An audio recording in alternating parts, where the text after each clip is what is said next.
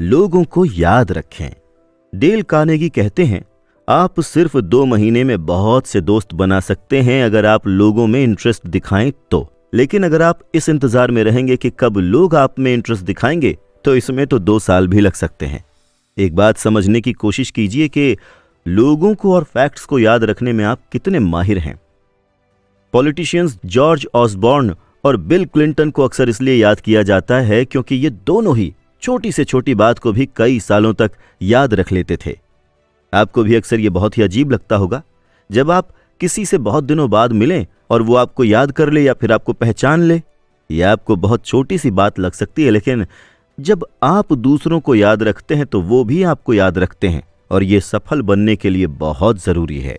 हाँ, ये बिल्कुल ठीक है, हम ये मानते हैं कि बहुत से लोगों का दिमाग बहुत शार्प होता है, उनकी मेमोरी फोटोग्राफिक मेमोरी होती है, वो बड़ी आसानी से चीज़ों को याद रख सकते हैं।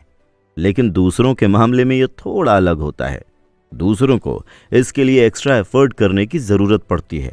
ऐसी कंडीशन में आप क्या कर सकते हैं? आपको इसके लिए नोटबुक का सहारा लेना होगा। आप चाहें तो कुछ खास लोगों के नाम, उनकी पर्सनल डिटेल्स को नोटबुक में नोट डाउन कर सकते हैं, ताकि जब आपकी उनसे दोबारा मुलाकात हो तो आपको उनकी याद आ जाए। जैसे अगर आप किसी पार्टी में जाने वाले हैं तो आपको पहले से ही ये पता चल जाएगा कि वहाँ किस तरह के लोग हो सकते हैं। और आज सोशल मीडिया के इस दौर में आप लोगों से पहले की तुलना में ज़्यादा मेल मिलाप रखते हैं।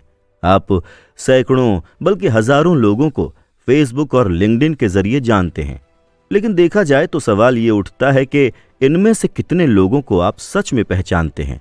साइकोलॉजिस्ट रॉबिन डनबर के अनुसार एक इंसान 150 लोगों को अच्छी तरह से समझकर उससे दोस्ती बनाए रख सकता है, और इसमें उसे किसी भी तरह की परेशानी नहीं होती है। लेकिन अगर आपकी लिस्ट इससे ज्यादा हो तो आप ऐसे में नोटबुक का सहारा ले सकते हैं। ज्यादा सुनने की आदत डालें। आपके लिए आज का टास्क ये है कि जब भी आपकी किसी से बातचीत चल रही हो, आप ज्यादा से ज्यादा उसे सुनने की कोशिश करेंगे। इसका मतलब ये नहीं है कि आप बिल्कुल बोलना ही बंद कर दें। इसका मतलब ये है कि आपको एक ऐसी बातचीत का हिस्सा बनना है जहां पर सवाल और जवाब दोनों शामिल हों, जहां पर एक दूसरे को अपनी बातों को सामने रखने के लिए प्रोत्साहित किया जाए। और अगर आप ध्यान से देखें तो इस तरह से आप दूसरे लोगों से बहुत कुछ सीख सकते हैं। आप अपने बारे में बहुत कुछ नया जान सकते हैं। मिलते जुलते रहें।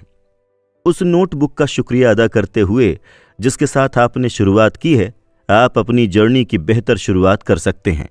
हर दिन के अंत में इस नोटबुक में लिस्ट बनाना शुरू करें जिनसे आज आपकी मुलाकात हुई थी। उनके बारे में कुछ ज़रूरी जानकारियां इकट्ठा करें। जो जानकारियां आपके लिए याद रखना ज़रूरी है, उन्हें इस नोटबुक में लिखें, जैसे उनका नाम, उनका बर्थडे, उनका एड्रेस वगैरह। अगर आप ऐसे लोगों की लिस्ट बना रहे हैं जो आपके काम से जुड़े हुए हैं, तो उनका कार्ड भी कलेक्ट कर सकते हैं, उनके बारे में नोट्स भी लिख सकते हैं, उनके कार्ड को नोटबुक में अटैच भी कर सकते हैं। और इस तरह से आप देखेंगे कि जब भी आपकी दोबारा अपने उस दोस्त से या अपने वॉकिंग पार्टनर से या फिर किसी और से मुलाकात होगी, तो आपको उनके बारे में सारी बातें याद रहेंगी और इससे आपकी एक अच्छी इमेज बनेगी।